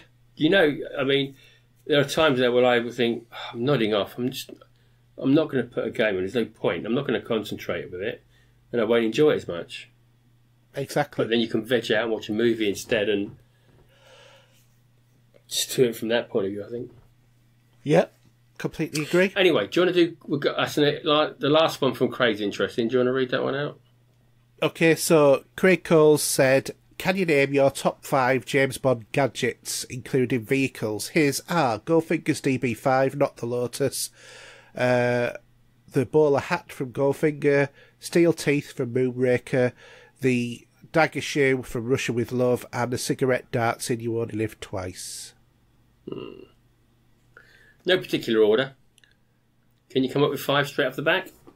Well, shall we do one and then you do one, and we'll do it that way? Okay. So you do one first. I'm going to do Little Nelly, which is a gyrocopter from You Only Live Twice. I would go with that one as well. Okay. After that... Oh, let me think.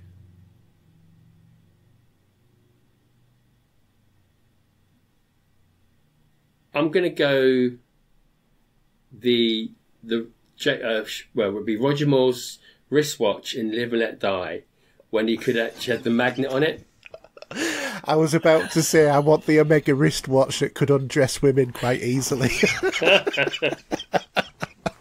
Okay, next one. I'll let you go first this time. Go on. Okay, I'm going to say The Lotus. The Lotus in the Spy Who Loves Me, so that I could go underwater. I just said and have that. a You said that. I submarine. said it'd be The Lotus. Okay then. I'm not going to say The Lotus. I'm gonna say the DB5 Goldfinger actually. Yeah, okay. So how many have we done now? 3 each. Okay. 4th one. Yeah. I'm going to go Scaramanga's Man with the Golden Gun. Right, okay. You? Think that, yeah, that's a good one. I'm going to say the dart shooting wristband that Roger Moore had on Moonraker. Oh, the one which with the impulse from the lifting of his wrist, Yeah, which the dart went into the... Didn't it go into a painting at one point, didn't it? yeah, We've got one more to go, yeah? yep. Another... Oh, dear me, what can I choose? Shall I do mine? Yeah, go on. The jetpack Thunderball. from yeah. Okay.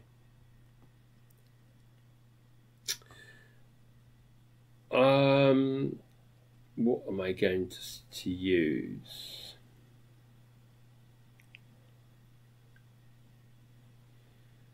Do you know, I'm trying to... It's very difficult. There's so many to choose from.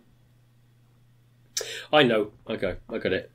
I've got the small, compact plane that was used at the beginning of Octopussy. That came out of the horse box. Yeah. And when it went through, it's funny because I still watch it, you can still notice it. When he was being shaken off that missile, Yeah. and he goes through the big warehouse, doesn't he? If you watch that and you just blink, you can see the prod that's hanging up as it goes through on wheels, and you can see that just riding through there as it comes out the other side on CGI. Yeah. Well, not CGI, but actually Special effects. special effects. But yeah, and then he goes back to that. He runs out of fuel and he comes across to the old boy at the petrol station, doesn't he? He does. Says, "Fill her up." That's it then. Any special mentions that you want to mention in there as well? I liked the talc in the briefcase from Russia with Love. That when you changed the bi-directional on the lock on the briefcase. Yeah. So when Robert Shaw was there, wasn't it? Being the Spectre villain, and he had turned the other way, and all the gas exploded in there. And also, even that briefcase as a whole, actually, because it had a dagger that came out the side. It had some gold coins for currency if you needed it. Sovereigns, yeah. It's all sorts. Oh, was it guineas, wasn't it? Guineas or sovereigns, yeah. But yeah. Great little bundle in that one. I would have also the laser guns from Moonraker. Yeah. And the Scaramanga's car that converted into a plane. Yeah, we were. Oh, that was so funny. We're working on that. Oh, shut up. Yeah. So, yeah, some good gadgets. Oh, there's loads, isn't there? There is. It's a shame I can't find my photos anymore from the anniversary, but I do have the album. I do have my program for it. But okay, so that's it. I can go and have my dinner now, can't I? You can. Jolly good. Okay, so contact details: Twitter at Steve007, PSN is the real Steve007, Xbox Steve007, and my soundtrack YouTube channels by the same name. If you want to have a browse at that, we did about over 30 albums on there. And yourself, Hayden? Okay, so my contact details are HERJUK on everything, whether that's Twitter, PSN, Xbox Live, Steam, Twitch, you name it. Also, if you want to support the show, then you can subscribe to my Twitch channel, which, when I get enough money, hopefully that will pay for next year's fees for our hosting. Don't forget, we've got our Facebook group, Pop Culture Gamers. We've got our email, podcast@popculturegamers.co.uk. Our website, which is popculturegamers.podbean.com. We're also available on Podbean, iTunes, Spotify, or you can use your Amazon Echo device and use our very own skill to listen to the show as well. And don't forget, repost, retweet, give us a review or whatever, just to help support the show as well. Especially iTunes, that's the big one, isn't it? Yeah. iTunes accounts for about 30 to 40% of our traffic. Cool. Okay, so as we're going to say, it's a good night from me. And it's a good night from him. Good night, guys. Good night. You are about to witness history in the making.